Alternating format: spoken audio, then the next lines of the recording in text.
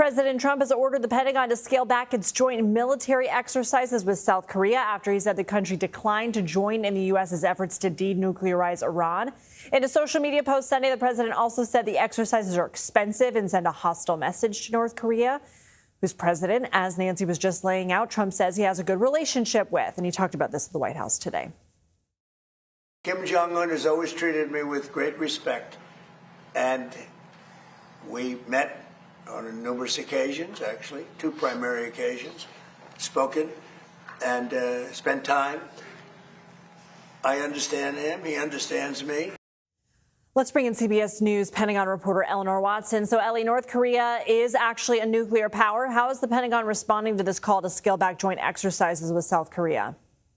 Well, this ask came the day before the exercises actually started. So the Pentagon is saying they're going to work to execute the commander-in-chief's orders, but South Korea is saying that the exercises are going on as planned. They began today. They're set to last 11 days, and this is the latest iteration of an exercise the U.S. and South Korea have been doing together for about 50 years. More recently, the exercise has really frustrated the dictator, Kim Jong-un, in North Korea, which is likely why President Trump made the announcement on Truth Social that he did yesterday, asking the Pentagon to scale them back, citing, as you mentioned, that good relationship he says he has with Kim Jong-un.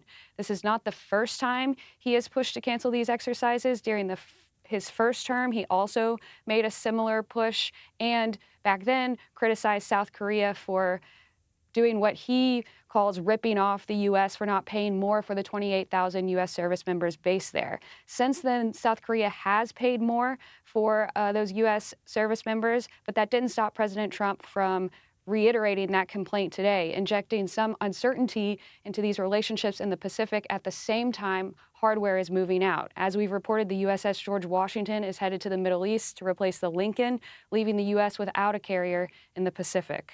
All right, let's shift then and talk about the Lincoln. What more are you learning? First of all, the president is downplaying these claims from some of the family members who say that there are poor conditions and deteriorating mental health on board. What more are we learning about the morale, and if we're learning anything yet about the impact of the president's comments and the timeline of events surrounding the Lincoln's return?